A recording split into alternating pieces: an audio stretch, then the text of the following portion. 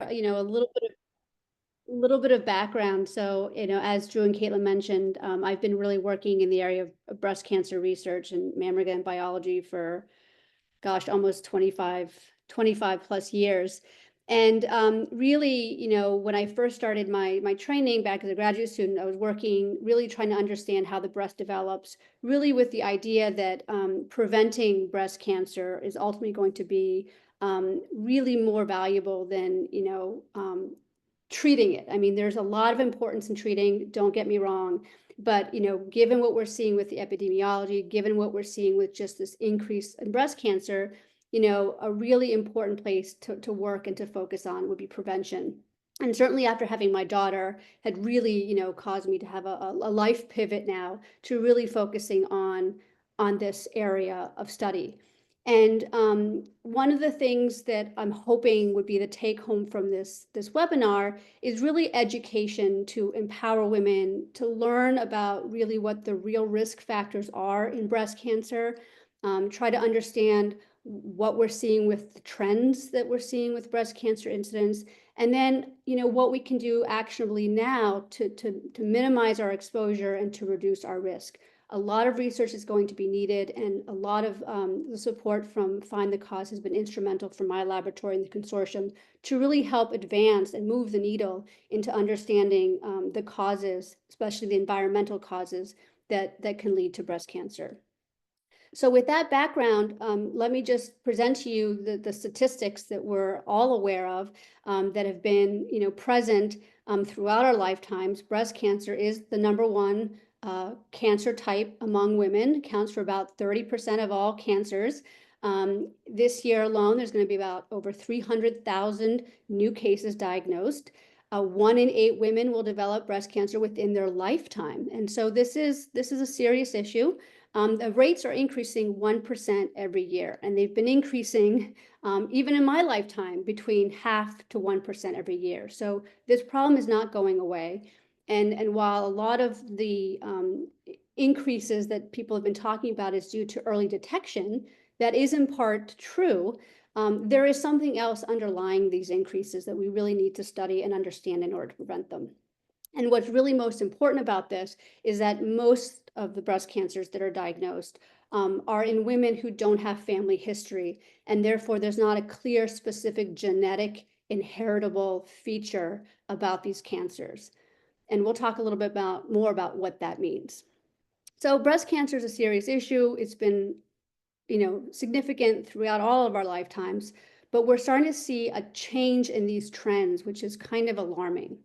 And what I mean by that trend shift is that typically breast cancers historically have been diagnosed in women over the age of 50, generally in their 60s and 70s. And what we've been seeing within the last decade is this alarming and rapid increase in the number of breast cancers that are being diagnosed in young women. These are women that are between 20 to 49 years of age. Historically have been a very rare population of breast cancer affected women, but that's not the case anymore. And so this illustration really shows this pronounced increase that over the last, you can see starting around 2016, there's been this shift, this increase in the slope of this line, really indicating many more women, particularly Hispanic women in the purple here, and Asian American women in this bright pink, as well as white women in the gray, and American Indians. Just much, much higher than one would expect just based on this increasing trend.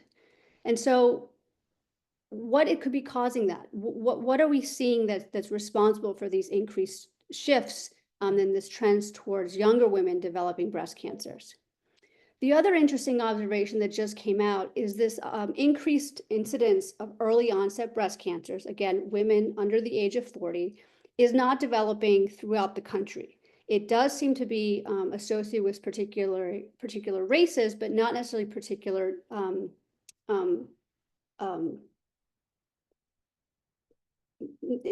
particular races. But what's interesting about that is it's not unique to just geography. So what I mean by that is, while we're seeing a very high increase in inflection in early onset breast cancers among the Hispanic population, regions of the country that are enriched in the Hispanic demographics are not actually seeing those increases in early onset breast cancer. Rather, early onset breast cancers tend to be more prevalent in certain parts of the United States, particularly the Northeast and the Midwest and some of the Southeast. And we'll get to this a little bit later as well. The other interesting observation about these early onset breast cancers is they tend to generally be hormone receptor positive. So when we think about breast cancer, it falls under sort of two major categories. Hormone receptor positive, those that express the estrogen receptors, the progesterone receptors, and are sensitive to hormones. And those that are estrogen responsive negative, so ER negative or triple negatives. And those are not hormone sensitive in the same way. These increases in these trends that we're seeing of early onset breast cancers in women tend to be hormone receptor positive, so tend to be sensitive to hormones, whereas we're not seeing this increase among women who develop ER negative breast cancers. And so this is also very interesting when you start thinking about trends is, well, what could be causing early onset breast cancers that are hormone sensitive and tend to be localized to certain geographic parts of the country. And so I'm not saying we have the data for this. I'm only going to show you some correlations and some associations and actually show you some of the work we're doing to try to actually demonstrate any causal relationships that might be in the environment with these early onset breast cancers. So what is responsible for these alarming trends? The first thing we should ask ourselves is to take a step back and ask, well, what are the factors that are responsible for breast cancer risk in general? And so one of the things that you hear about all the time is kind of depicted in this slide. So these are the major factors that you hear about that increase or associate with breast cancer risk. The first one is age. The older you are, particularly if you're 55 years or older, the higher likelihood of developing breast cancer. That is true, but it doesn't explain the early onset breast cancers. Second is family history, whether or not you are born with a mutation in a gene, BRCA1, BRCA2, or whether there's family history. There's been mothers, grandmothers, aunts, uncles, sisters who have had breast cancer. And those tend to be the major risk factors that everyone tells you about.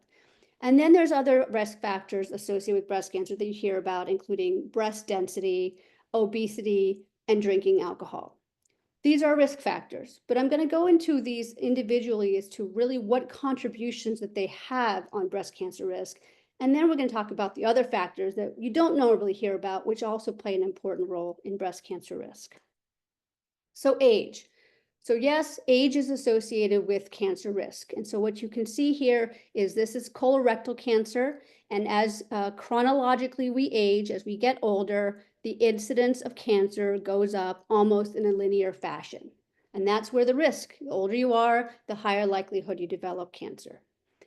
But the breast is not the same type of tissue and organ as the colon or the skin or the bone marrow or the brain or a lot of these other tissues that are not hormone sensitive. The breast is a very hormone sensitive tissue, and so is the uterus, and so is the prostate. So this all pertains to the hormone sensitive tissues. These tissues age differently than standard tissues.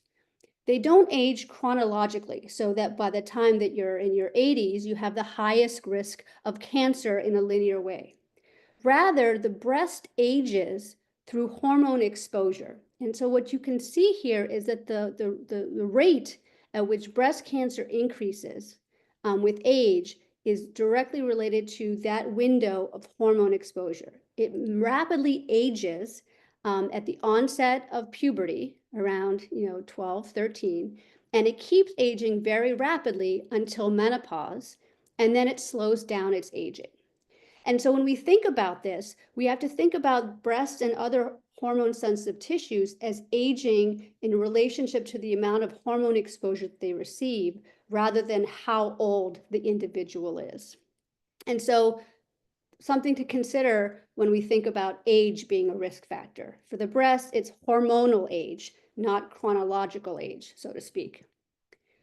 The second risk factor that we hear a lot about comes from this genetic or inherited nature of cancers. And yes, you can be born with predispositions in the form of mutations of genes that allows you to be at higher risk of cancers.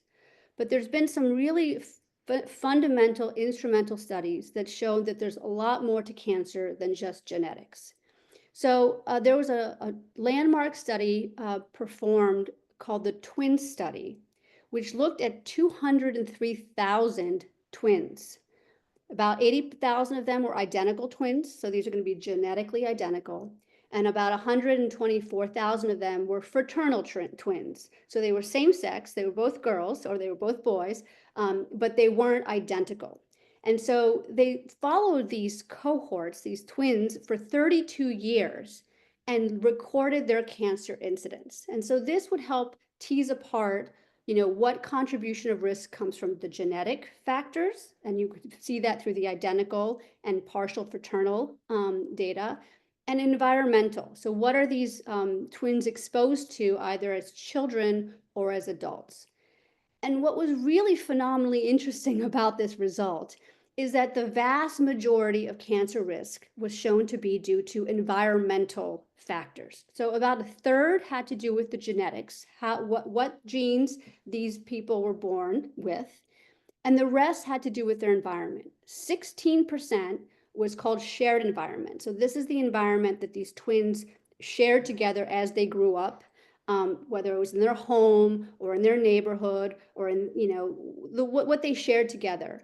And more than half actually had to do with their individual environments, what they did outside of the shared environment that contributed the most to their cancer risk.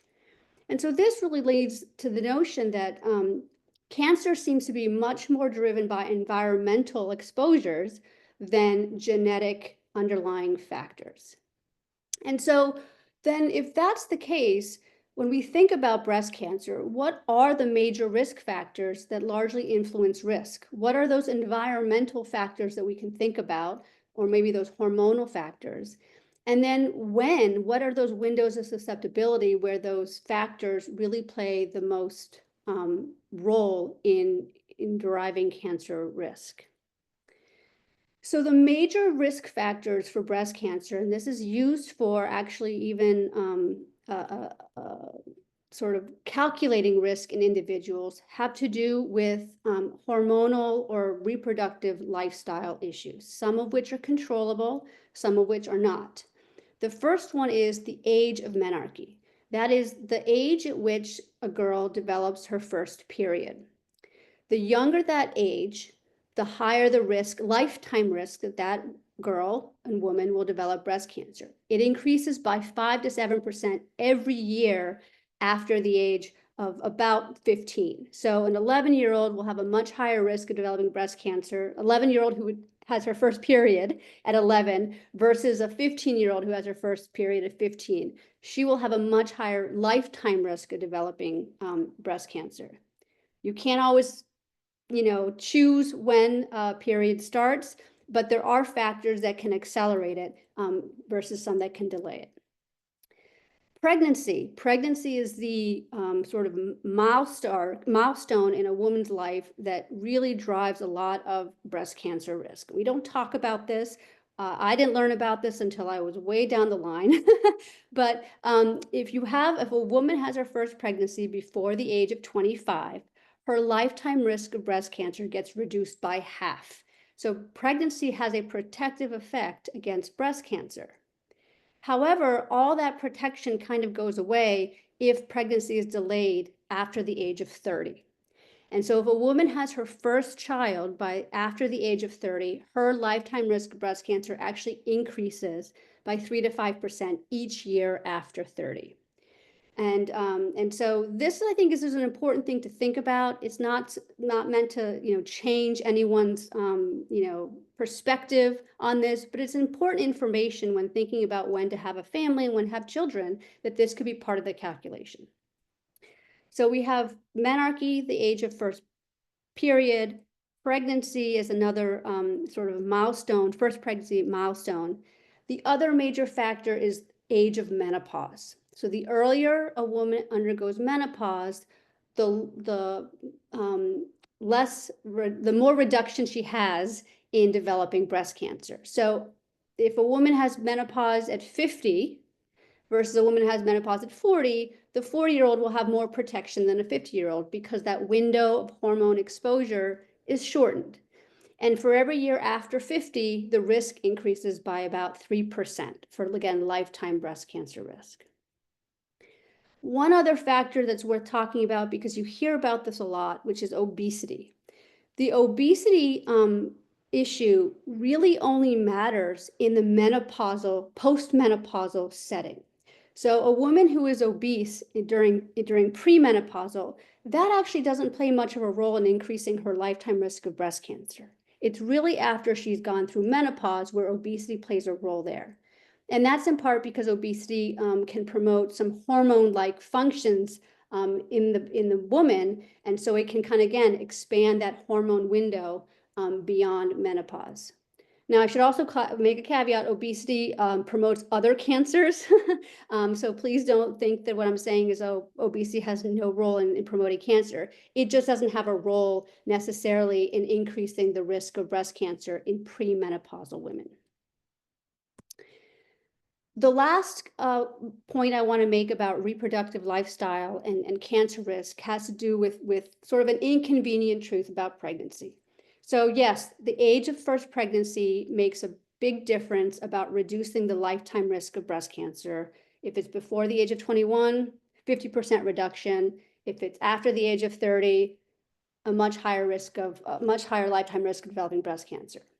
That being said, women who have their first child in their 30s are more likely to develop early onset breast cancer, about 63% more likely to develop early onset breast cancer, and 35% to develop breast cancer after menopause, compared to women who give birth in their 20s. So what this means is not only are you reducing the overall lifetime risk of developing breast cancer by having pregnancy before 25, you're also reducing early onset breast cancer.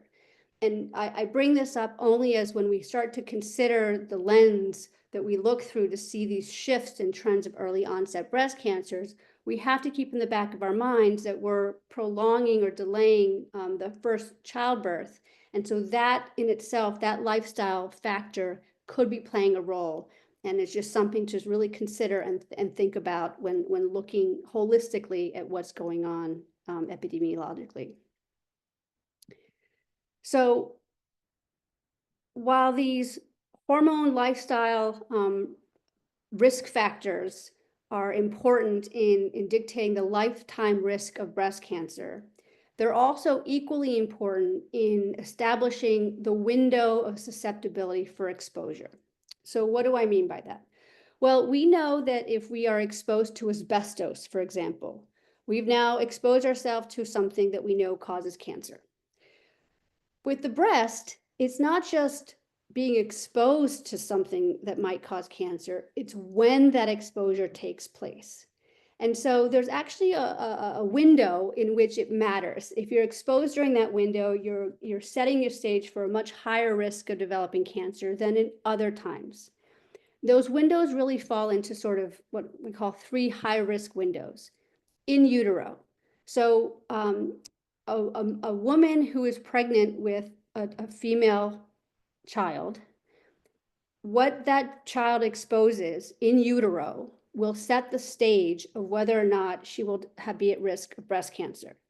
And so that's important to know, because as a pregnant mom, when we're sitting there drinking our, bottled water, we have to recognize that period we're affecting the exposure in utero of the breast to whatever we're ingesting. And that is a critical window because it establishes and sets the stage for how the tissue is going to develop.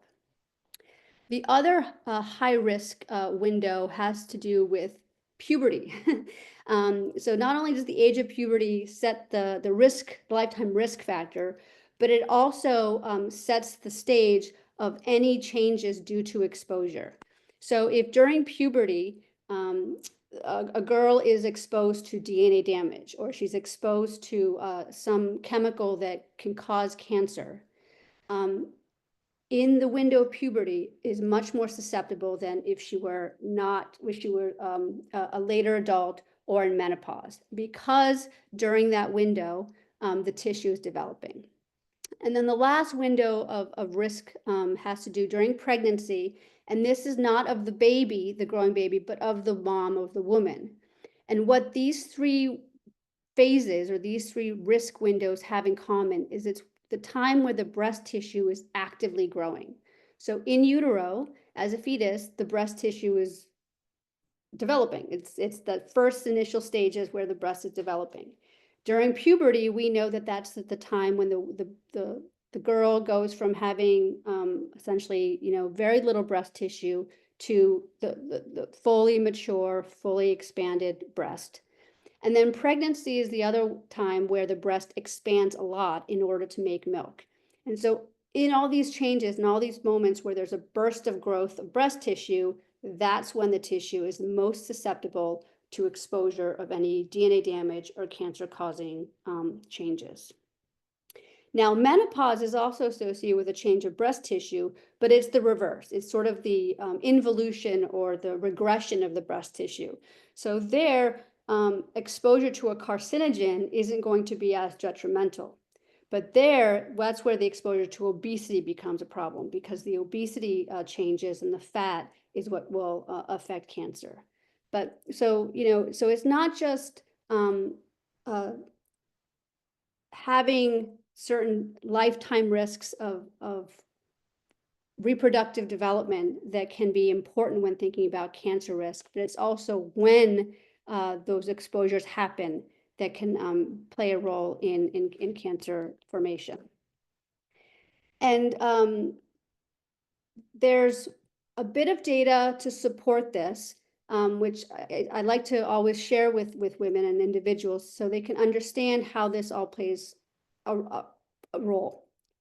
So Hodgkin's lymphoma is a cancer that can strike anyone at any time, and it's treated with radiation to the chest. And so what's interesting is that for women who are treated for lymphoma at a young age, so they're radiated in their chest area at a young age, they actually have a 4 times more likely chance of developing breast cancer than if they were treated for their lymphoma at 35 years of age or older, really showcasing or highlighting that exposure during puberty and young adulthood is much more detrimental than exposure in your 30s and 40s.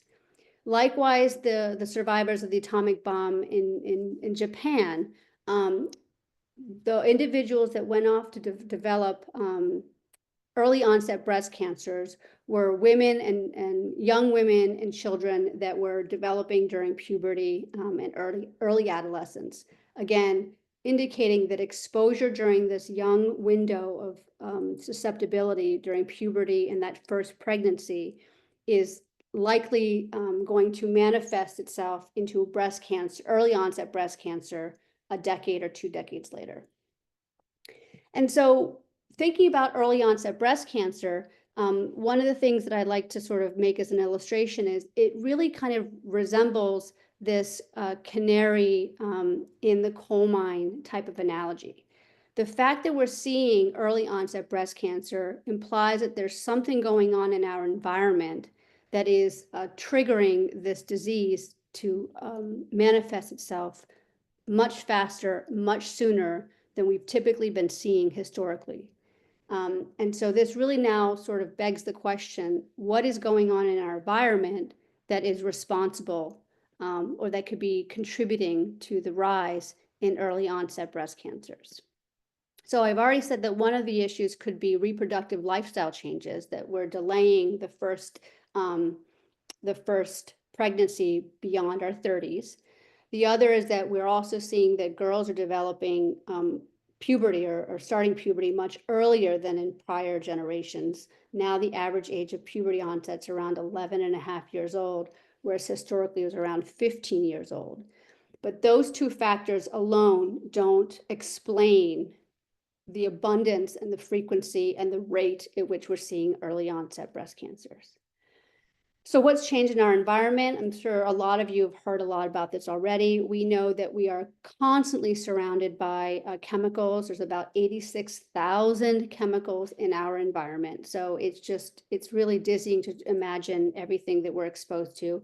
Everything from personal care products, the materials or clothing that we wear, the dust in our environment, the particulates and the emissions when we cook food, the pesticides. I mean, it just goes on and on and on. But one of the things that's really the most important class of chemicals to really think about when we're thinking about breast cancers are those that could possibly be affecting hormones. As I mentioned, that hormone exposure is what causes aging, what causes accelerated DNA damage. And so this really represents a class of chemicals that we call endocrine disruptors, which essentially mimics hormones in one way or another. This is a very large class of chemicals. They include dioxins, which essentially are used to bleach paper. They include phthalates, flame retardants, phenols, polychlorinated biphenyls, pesticides, these polyaromatic hydrocarbons, which are produced by burning of wood, of food, of any carbon material. And then phytoestrogens. These are sort of natural produced estrogens that found in soy and in other foods that also mimic hormones. And if you want more information about this, Drew and Find the Cause have some really great information materials about where you can find these chemicals and in which products. But essentially, these endocrine disruptors are everywhere. They're in your cookware, they're in your packaging, they're in your plastic water bottles. Your water-repelling fabrics contain them. Anytime you grill or you smoke food, you produce polyaromatic hydrocarbons. They're in our cosmetics, they're in our sunscreen, they're in baby products, they're everywhere. And we know that these chemicals disrupt or alter hormone receptor binding and function based on biochemistry experiments, but we actually have very little information about how they affect the breast tissue, and whether or not they might be direct causal agents in promoting cancer. A very interesting correlation between the exposures of the environmental abundance of these endocrine disrupting chemicals and early onset breast cancers we found recently when we analyzed the geographic distribution of early onset breast cancers that you can see are highly enriched in the Northeast, Southeast, and Midwest, with much less in the far West. As when you overlap or superimpose it on the EPA Superfund sites. So the EPA tracks essentially environmental pollution and environmental contaminants and wastes, and they create these Superfund sites where they've allocated and designated these are areas that must be cleaned up because they contain so much of persistent pollutants, particularly endocrine disruptors, such as PCBs, dioxins, and heavy metals. And it's really interesting to see the geographical overlap that one can see between the areas where you see early onset breast cancers and these contaminated sites. Whether they're causal, again, we don't know, and this is why we need more research and more understanding is to directly link the exposure of these chemicals to cancer. But what we will say is many of these endocrine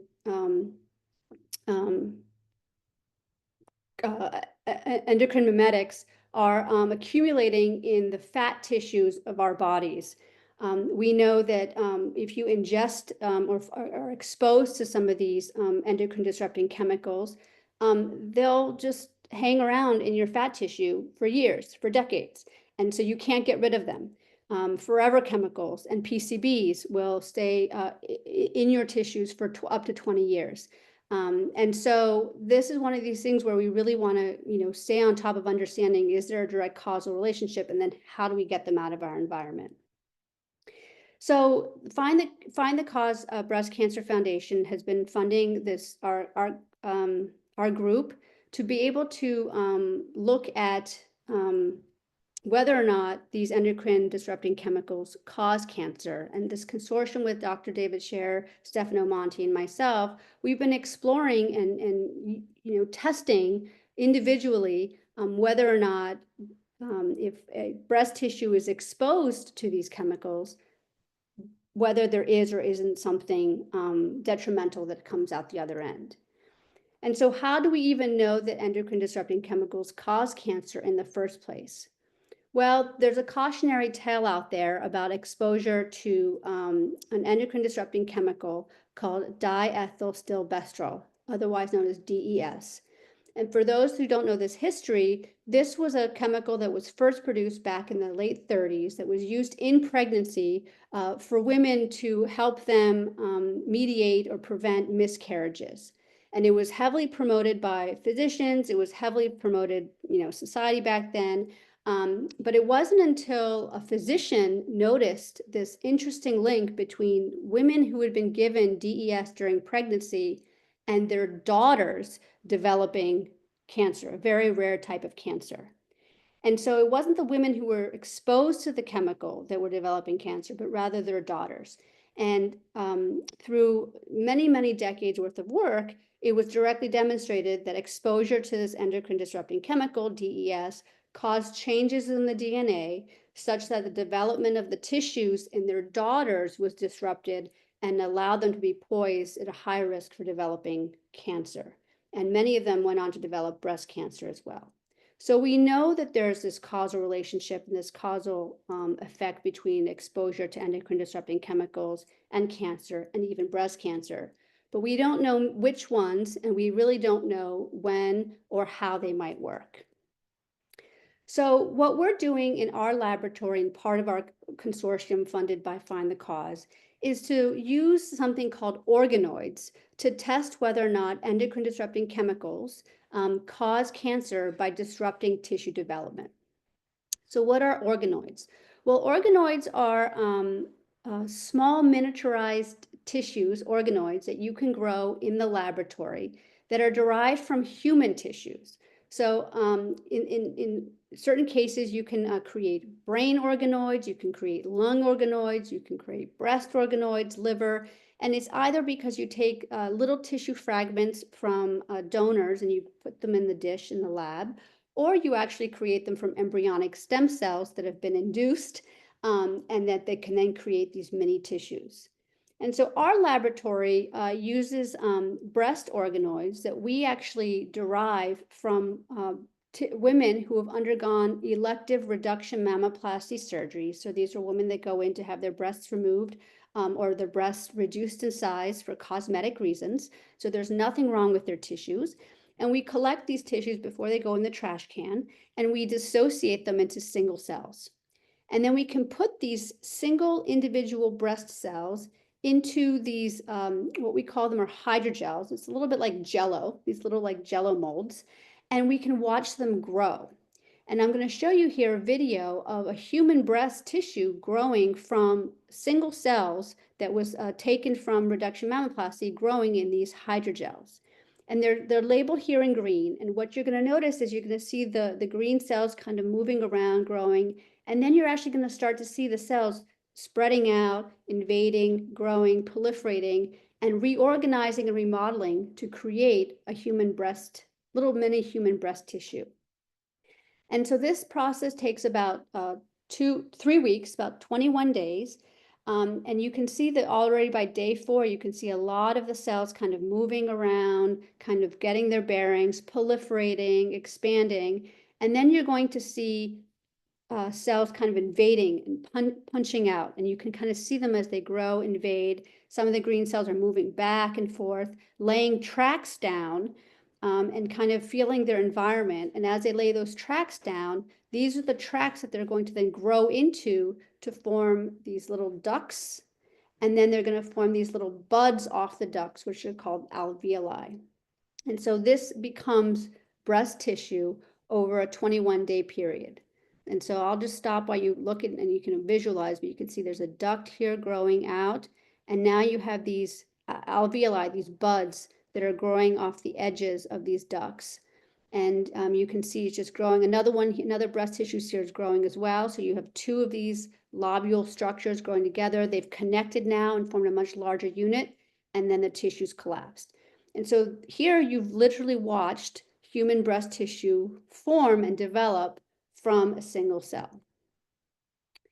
And what's wonderful or very advantageous about these lab-grown breast tissues is that they go through all the phases of development that you would see or you would expect to see in humans. And so now you can actually test whether or not exposure of the tissue at these different developmental windows affects how tissue grows. And so early on, it really mimics how the embryo and neonate breast tissue forms. Later on during the development, it mimics and models the pre-puberty and then a pubertal development. And then if we expose these tissues to pregnancy hormones, we can get them to develop pregnancy lobules and even make some milk proteins. So Meadow Parrish, a really talented and brilliant MD PhD student in the lab, who's funded by Find the Cause Breast Cancer Foundation, has been studying the effect of endocrine disruptors on breast tissue development using these organoids. And what she's been doing is actually been using a combination of endocrine disruptors, because we're never exposed to just one. We're constantly bathing in so many different chemicals at the same time. And so she's been testing the effects of benzoapyrene. This is a chemical that's created as a byproduct of either cigarette smoke or car emissions or barbecue. Anytime you burn, you're burning any carbon, you create benzoapyrene. And she's been looking at what happens when you are exposed to benzoapyrene with one of these bisphenols. Bisphenol A, we all know about BPA. It's in our plastics, and it's been shown to be an endocrine disruptor and affect breast and even be involved in breast cancer. It's been replaced with bisphenol S and bisphenol F, which are very similar. And so we're looking to see whether or not these new replacements are any better or worse than bisphenol. So Meadow's been treating organoids with these chemicals and looking to see whether or not there's any effect on development. And what she's found, unfortunately, is that indeed exposure to these endocrine disrupting chemicals does lead to premature and abnormal breast tissue development in these little human mini organoids in culture. So without any exposure, you have normal breast tissue. It has nice ducts and an alveoli little bud. And during the same window of exposure, when they're treated with these bisphenols, I think you can appreciate there's a lot more growth. There's a lot more budding and precocious development that you wouldn't see if there was no exposure. She's done this now with 10 different donors. So we have a sample size of 10 different patient samples.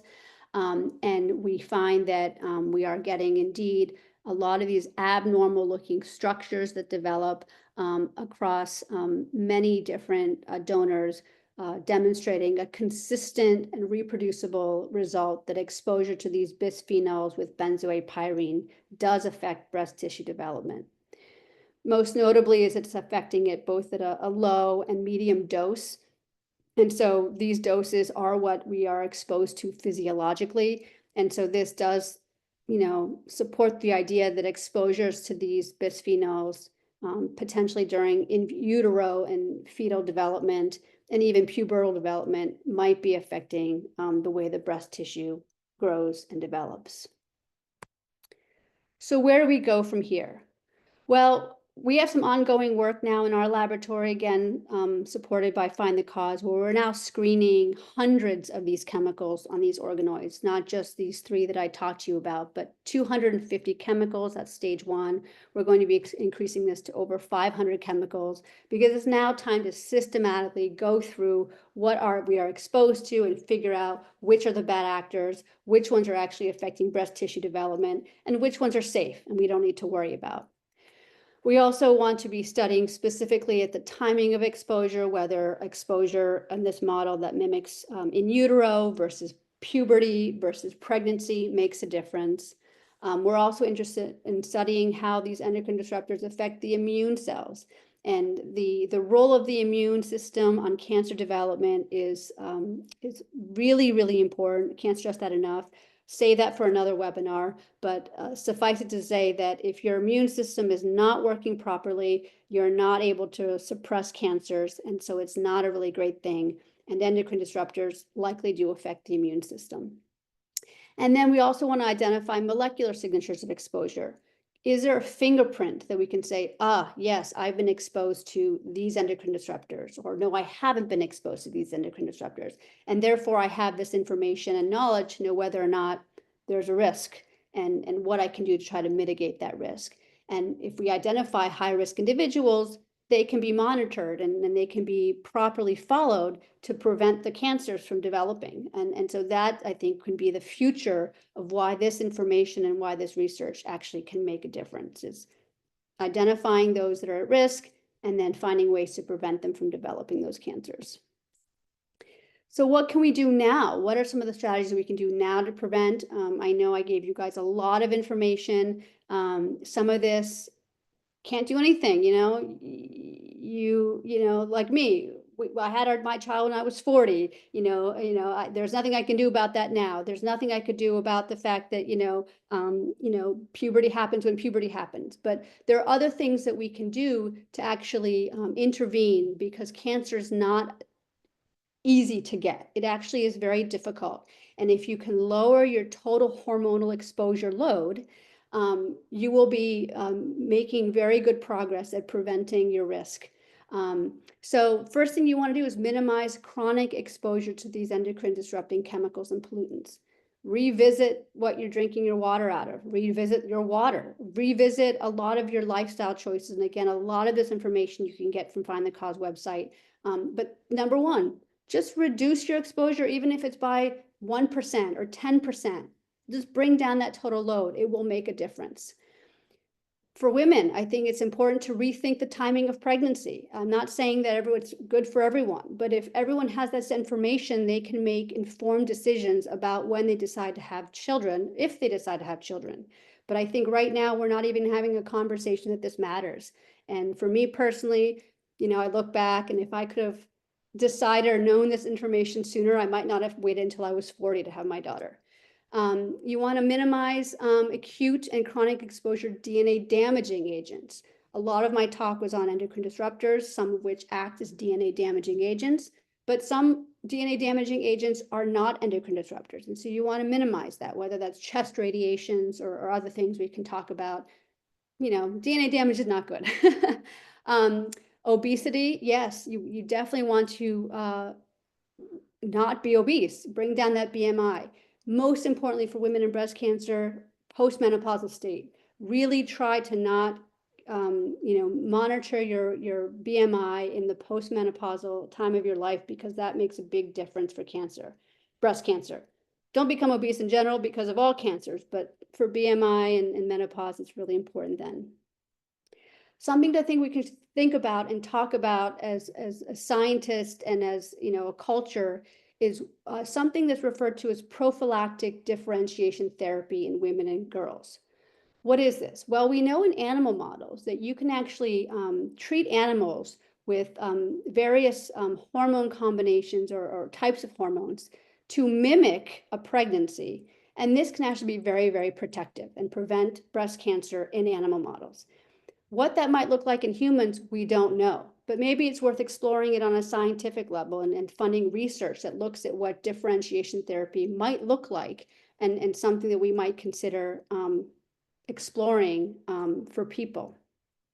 And then obviously we have to petition to make changes in our policy and clean up chemicals and clean our groundwater and clean up our environment, because it's just, like I put that picture up, is a canary in a coal mine here. This early onset breast cancer is a screaming signal that there's something in our environment that is triggering cancer, and we need to get rid of that in order to prevent this for our future generations. So with that, I'd like to thank you all for your attention. I'd be happy to take any questions. I want to thank the Find the Cause Breast Cancer Foundation for supporting this work that is not really supported by typical means of support, the NIH or any of these more common areas of research support. So without them, this wouldn't be possible. And I also want to thank you all for coming and showing your interest and your advocacy for trying to prevent cancer. So thank you. Charlotte, thank you. That was amazing. I've seen the slides and that was even more amazing than what I expected. So much great information. Can't thank you enough, and for your dedication and all that you do for all of us every day, all of us in regards to preventing breast cancer and other cancers. Do we have any questions?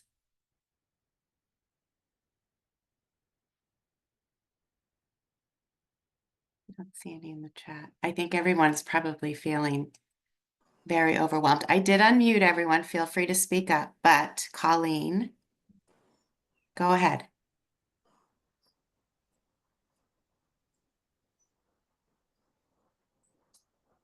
I see that Colleen has a question.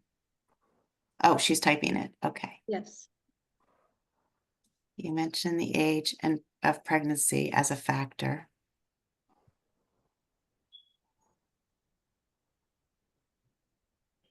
I can go over that again if there's, unless there's more of the question. So yes, so age of pregnancy is a factor. So She further asks, sorry, okay. Charlotte, how about women who have had pregnancy versus women who have never had a pregnancy? Yeah, that's her question. that's an excellent question. Yeah. So women who, so the highest risk factor for a woman is never having a pregnancy. So when we look at or when we make a statement that the first pregnancy before the age of 25 reduces the lifetime risk of breast cancer by 50%, that is actually compared to a woman that's never had a pregnancy. So said differently, the highest risk profile or the highest risk factor is never having a pregnancy. And then pregnancy reduces that risk, as long as pregnancy is obviously before the age of 25, but it can go as far as 35, right? After 35, there's no benefit of having a pregnancy. It's the same as not having a child at all. Yeah, not having children is a very high risk factor for breast cancer. Valerie, go ahead. So I'm going to go back to the overlay maps that you showed, and I'm a little bit curious about the data. So I'm sure that we have a lot more data now than we did, say, 20 years ago. Is that true, first of all? And I'm wondering if the maps look differently 20 years ago. So great question. So those maps were taken directly from the EPA's website. And so the EPA, and the foundation can provide this information. I can give it to the foundation, and you can actually go to the website yourself. It's a public database. So they are the ones that create that website and keep the data sort of current. And so the image that I showed in the slides was one that I pulled up about 3 weeks ago. So it's like today's current map. What it looked like 20 years ago, I don't know. This is outside of my area. I'm not a toxicologist and I don't follow EPA's mapping. I would assume it's slightly different. Whether it's better or worse, I don't know. But a lot of those, though, are historic and they date back to the 40s and the 50s, especially the Northeast. So a lot of its contamination was actually from a lot of the industrialization that was taking place really in the early 1900s and all the way up until like 1970s. So this isn't that recent. I don't know if additional Superfund sites have been added to the map since 20 years ago. So I don't know if that answers your question, but you're welcome to go to the map, and it's also very high level. So if you zoom in on any individual state, you'll actually get a much more granular distribution of where these Superfund sites are and what they are. You can actually click on them and find out what each of those contaminant sites are enriched for, whether it's a heavy metal or it's a PCB or whatnot. So I'm also curious about maybe how far back some of the data goes in terms of separating out some of the different races. I mean, did they clump all of the women just as women were minorities too? So did they just clump all women together, or did they just start separating out some of the subgroups, or is that new? So let me see if I could, so it's new. So the data on breast cancer incidence, especially the early onset breast cancer incidence, that's relatively new data because that's been relatively new observation. So before 2016, there was no shift in the trends. Like everything was going up, but everything's been going up since the 1970s, right? So there hasn't been, I mean, it's been alarming, but there hasn't been anything that's shifted since the 1970s. Like incidence is going up, but it's just this generalized incidence. There tends to be, race disparities, but there's nothing particularly unusual. This is new data that was being presented that's actually, looking at the race demographic breakdown. There was race demographic breakdown historically as well, but these trends where, in Hispanic American or Asian American, that the increase is so significant, that's relatively new data because that's a relatively new occurrence. We didn't see this 20 years ago or 30 years ago. So something has changed. And so speaking from where, I have a bit of an understanding here, what's changed is either we are seeing these women now who are in their 20s and 30s, 20 years ago were children, were, either in puberty or younger, likely were exposed to something, whether it was their mothers that were exposed to something while they were in utero, or these kids were exposed to something while they were growing up. Now you're seeing cancer in their 20s and 30s because that's how long it takes. Cancer takes about 12 to 15 years to show up. That's what the data from Hiroshima, Nagasaki, epidemiology showed that, girls who were exposed to DNA damage during their young years, adolescence, it took an average of 12 years to develop breast cancer.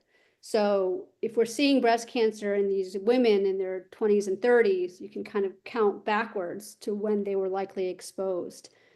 So I think that's why we're seeing what we're seeing now. It's not because they didn't look at, race disparities or things like that back then.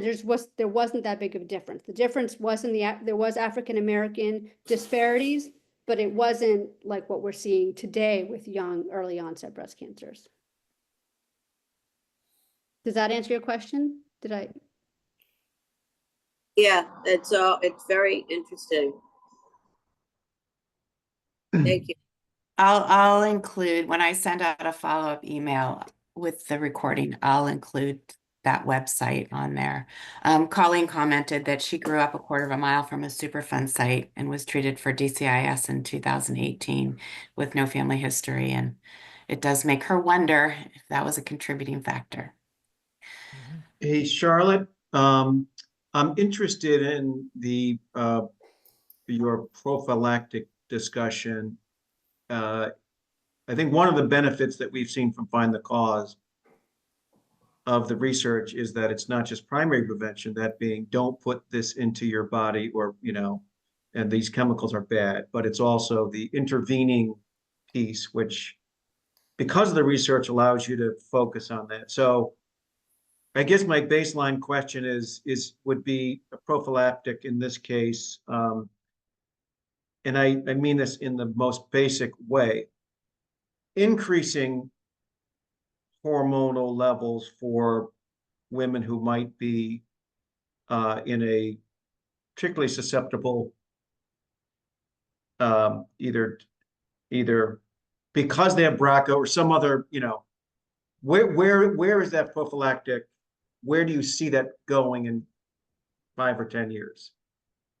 The great question. And let me just back up and give a little bit of a historical spin on this. So almost 20 years ago, 21 years ago, the NIH with the NCI, I was part of a workshop looking at, reproductive events in breast cancer. And one of the areas that we were looking at, or we had a long discussion about, was in prophylaxis. Like what kind of interventions can we conceive of as scientists and physicians to, like you said, prevent breast cancers, particularly in high-risk women. And there was a lot of really interesting discussion about this because there's a lot of animal work on this. And so, it's known that if you treat mice or rats with very high dose estrogens, you can actually have a prophylactic effect on preventing breast cancers. We know that we also, if you treat rats or mice with HCG, human chorionic gonadotropin, and kind of mimic a pregnancy, it's called pseudo pregnancy. So you mimic physiologically the breast's response, so it's like it would be pregnant, but it's obviously not pregnant. That can also be very protective and prevent rats and mice from developing breast cancers using chemical carcinogens. So really, a prophylaxis might actually be finding ways to mimic the cellular changes that take place during pregnancy, mimic that in a non-pregnant woman, right? And whether it's through specific hormones or possibly through xenoestrogens or some. My point is, we don't know. We don't have an answer because we never looked at it in a really methodical, rigorous way in humans. But there could actually, in fact, be ways in which you can intervene through hormone mimetics or through hormones in a very specific, triaged way to be preventative. But that requires clinical trials, and that requires investment and research to be able to do that. And there right now, or there hasn't been an appetite for it.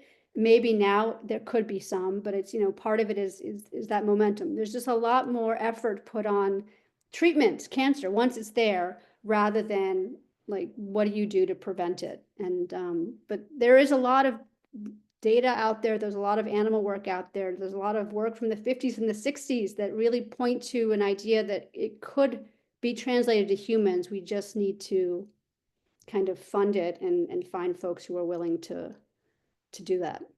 Yeah, I'd like to point out one more thing, just because maybe it gets lost in this, is that, so it's not just this prophylactic approach in terms of intervening, but it's the find the cause scientists are trying to find ways to identify very early, before cancer, if there's been an exposure. So, that would put a person, a woman or man, in a high risk category.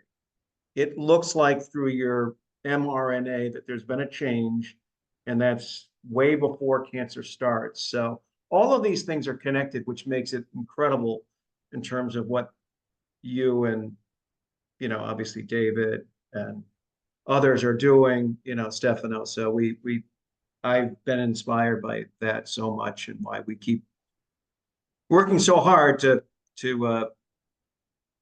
help you guys.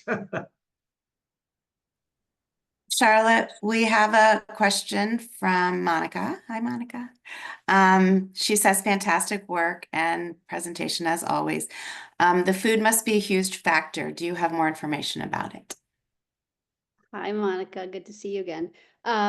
So I'm guessing your question is food as in pesticides? Is it how our food is grown, or the types of food we eat? Which ones, or both?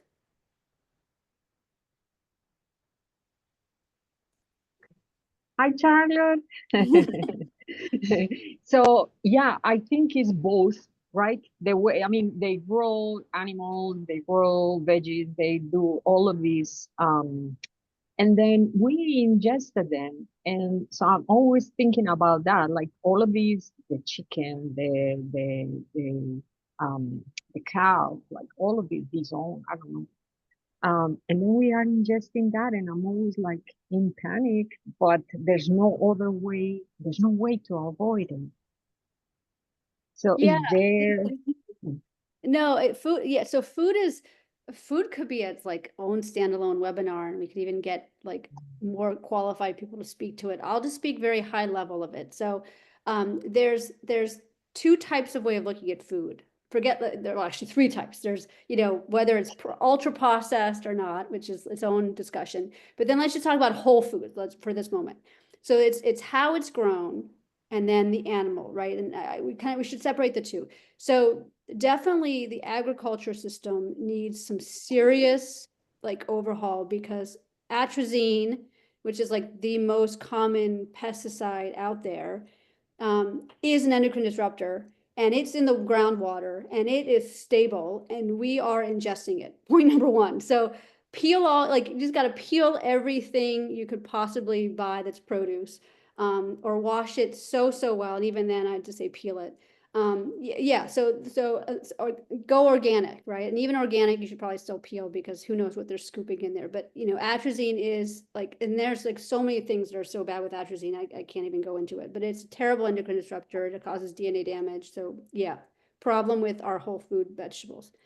The animals, we have a problem too as well, because like I said, some of these endocrine disruptors, like some of the dioxins and the PCBs that are polluted in the groundwater, are ingested by these animals, and they sit in the fat depots of those animals. And so if you're eating, fatty foods, then you're ingesting those chemicals because they're concentrated in their fat depots.